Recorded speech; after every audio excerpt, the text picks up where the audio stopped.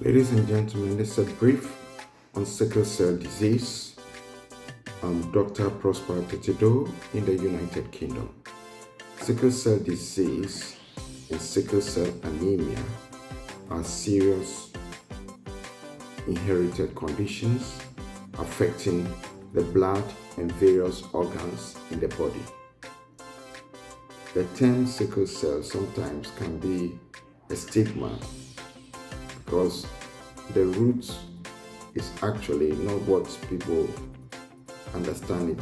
Some people, it's from the word sickle, the implement that is used for cutting, harvesting. But people have now used the term to call people with sickle cell disease as sickless. That means they are always sick, and that has been the source of stigma. Now we move on.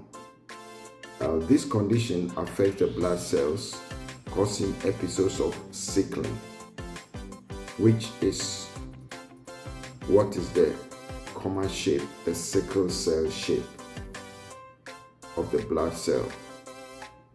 And this produces episodes of pain and other syndromes because the red blood cells are normally what we call biconcave disc. So when this becomes sickle shape, common shape, they are not able to flow well. So there is a lot of stagnation in the system. So oxygen supply to tissues is compromised, and that's what the pain, due to the low oxygen, the pain is manifested and the person is in painful crisis and other symptoms. In between episodes of sickling, people with sickle cell disease are normally well, although long-term complications can occur and certain conditions can trigger sickling, such as cold or infection, dehydration, or low oxygen. And usually I recollect it by H's, by remembering these H's: cold, hypothermia; infection, hyperpyrexia; dehydration, as H, hydration is low, or low oxygen, which is hypoxia. So 4 H's. And the good treatments, when it started early in life, can prevent complications. So early diagnosis and specialist treatment are advised for sickle cell anemia. Sickle cell trait is not the same as sickle cell disease. It means you carry a sickle cell gene, but does not normally cause illness.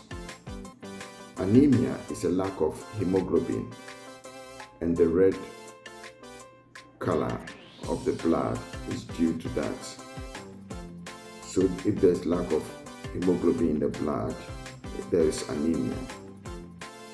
And people with sickle cell disease will usually have a moderate anemia, which does not usually cause problems. However, at times, people with sickle cell disease can get a severe anemia, which can be serious. It may come on suddenly or more gradually. Urgent treatment may be needed. Symptoms of severe anemia are feeling tired, faint, short of breath, dizziness, nausea, or having fast breathing. Worse with physical activity. And babies and small children may be lethargic. We'll continue in the next series. In sickle cell disease, babies and small children may be lethargic, not feeding much, or generally unwell. With children, the spleen sometimes enlarges quickly and causes sudden severe anemia. The enlarged spleen is in the abdomen or tummy and can be felt. Parents may be shown how to fill their child's spleen by experts. If the spleen enlarges quickly, it is a sign that urgent treatment is needed. So with the above conditions in mind, the following points should be considered if physically restraining anyone with potentially sickle cell disease with psychiatry. Sickle cell disease sufferers will be prone to breathing difficulties due to reduced oxygen to their tissues and possible damage to the lungs. Suffering possibly with inflammation, infection, and permanent damage to any joint in the body. At risk of abdominal pain due to liver, spleen, and possible kidney damage. They are easily dehydrated due to possible renal failure and prone to leg ulcers on their lower limbs. Also prone to anemia and/or exhaustion. Although rare, exertional collapse and sudden death are the most serious potential complications of sickle cell trait due to sickle cell crisis. Dehydration, hypoxia, acidosis, and physical exertion are known aggravating factors. Ladies and gentlemen, this brings us to the end of this presentation. And thank you for your attention.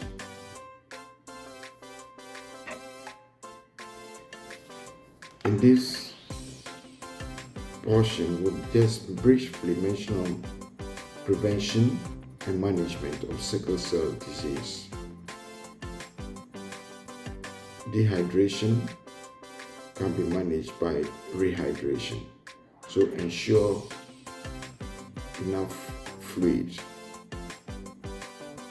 is taken orally to prevent dehydration.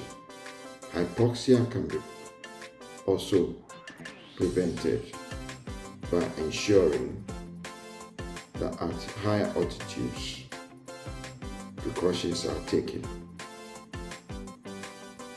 Acidosis, which can be a result of exertion or infection, can be prevented by treating infection promptly and avoiding physical exertion.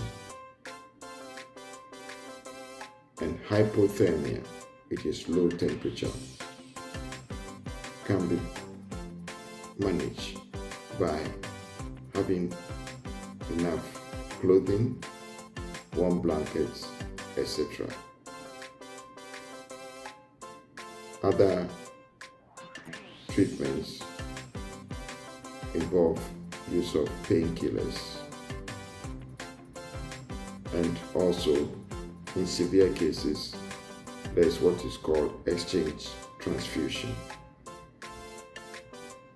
When the sickle cell patient is well managed, they can live a normal life. Thank you. Bye.